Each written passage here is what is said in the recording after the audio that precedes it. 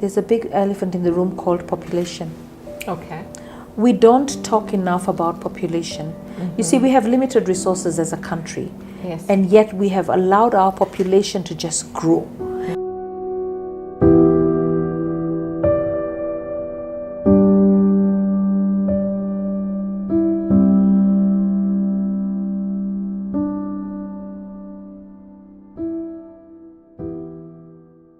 Welcome to the Affirmative Action Table.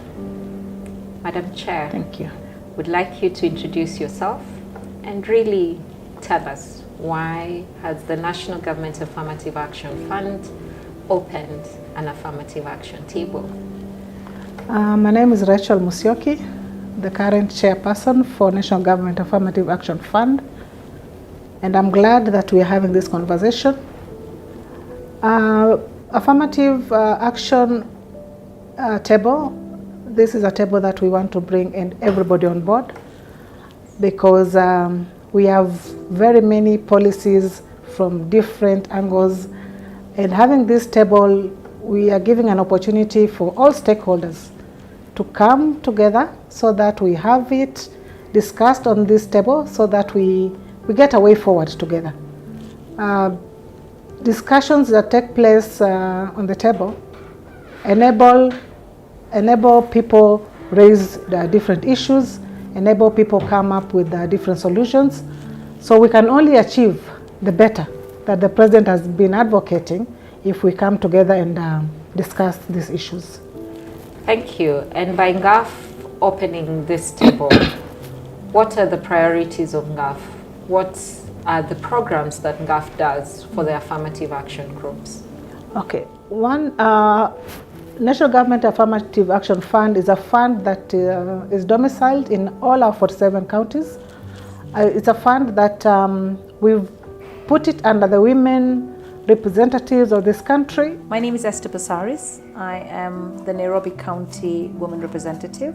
They call us Mama County, they call us County MP, but in essence we're members of Parliament under the Affirmative Action. And we thank those who put the Constitution together and said that we need to have women and we need to create special seats for women. So of course we compete women to women, and we bring 47 women into the National Assembly to be representatives of the people, but it's an affirmative seat. We have worked very closely with the women rep, who are the pioneers on the ground who pass this vision. And you can see as NGAF we've tried to build GBV centers, and like Nairobi now has the best example in the country, Safe Haven. And what we need to do as leadership is to empower our women, ensuring that they raise their voices, ensuring that when they raise their voices of the issue that they have gone through, we are able to trust. And also, as we have these conversations of empowering the women, the men must also be there. We cannot leave them out of this discussion, because you cannot advocate for GBV if you take one direction and you leave others behind. So this is something that has to bring all of us together. The women, the boy child, the girl child, and even the men. That poverty makes girls and women more vulnerable to gender-based violence. Yes.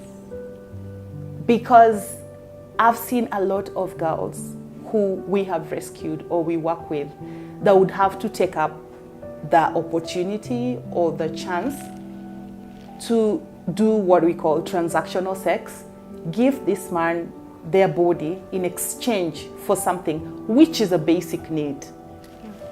And it's not just education, it is sanitary towels, it is shelter, it is food, you know, it's these things that I honestly think that are very fundamental, and every girl should get that, should be like given right from birth. But when I was quitting school, that was like early, now towards like April, May in 2005. I'm still a teenager, and I have to get an abortion because there's no way I was gonna carry that child. There's no way. I mean, I had that, Yes. which almost killed my life because it was unsafe. But luckily, got help. But a lot of teenage girls who are abused end up going for abortion, which is criminalized in this country, right? So I'm just trying to paint a picture of the struggles of teenagers from my story, Yes. right? Yes. And so at this point, I was like, there's nobody who's there for me. Nairobi has a lot of poverty, a lot of informal settlements because the city has grown so quickly and we've not been able to give enough housing. And a lot of people come to the city looking for hope. Devolution has been great. It would have been worse without devolution. It's been great, but we still have an influx of people in the city that are completely living below the poverty line. And that makes the demands on affirmative action much, much higher with the challenges post-COVID, Yes. with the challenges of crowding, with the challenges of health, the strains on various sectors, whether it's education. We end up with a big basket that needs our attention. So it's good to have the Affirmative Action Fund, Yes. but it's never enough. I see you're leading the charge to ensure we have a whole community approach. In leading that charge, and we know that you actually, at your table, there is the approval for the Women Economic Empowerment programs. At your table is the approval for the access to education.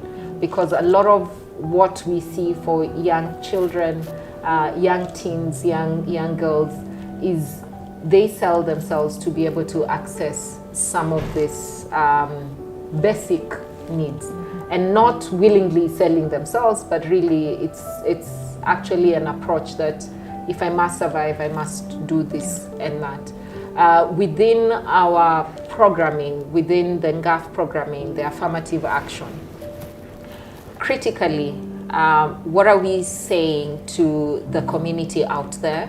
And what are we saying to the partners as we welcome them to the affirmative action table? What we are trying to say is these problems are there, these problems have been there, but if we join hands together, we shall be able to, if not addressing them 100%, we shall be able to address them. We've seen our girls do things that are unimaginable, unthinkable things. But what we are trying to tell them is they should come out, look for support. We have leadership up to the grassroots, as I have said. If it's not the women rep, we have the ward administrators, we have the sub-county administrators, we have the MCA's officers, if not the MPs. So the communities must know where to go and air their problems. The relationship between teenagers and their parents is that I feel there are three critical things that we have to talk about when you're working with teenagers. The first one is on comprehensive sexuality education. Okay. Young people need to know about their sexuality. And this goes a long way. Like, it needs to be age appropriate, delivered by trained persons or people who are trusted, because they need that knowledge and information to help make choices, informed choices. There's a big elephant in the room called population. Okay. We don't talk enough about population. You see, we have limited resources as a country. Yes. And yet we have allowed our population to just grow. And we've not been able to provide adequate education, hope, infrastructure, health, for food, for that jobs, for that population. So there's a lot of hopelessness, but that is still not an excuse. No matter how frustrated, how depressed you are, it's not an excuse to attack or defile or rape or sodomize somebody. And for me, I think we need to talk population. We also need our legislation to work. We need to make sure that perpetrators don't get away. We support the victims and survivors is to ensure that we have programs that will empower them economically, bringing them together to share their stories and motivating one another. And also, as an organization, it is my belief and vision that we shall be able to bring as many partners on the table as possible.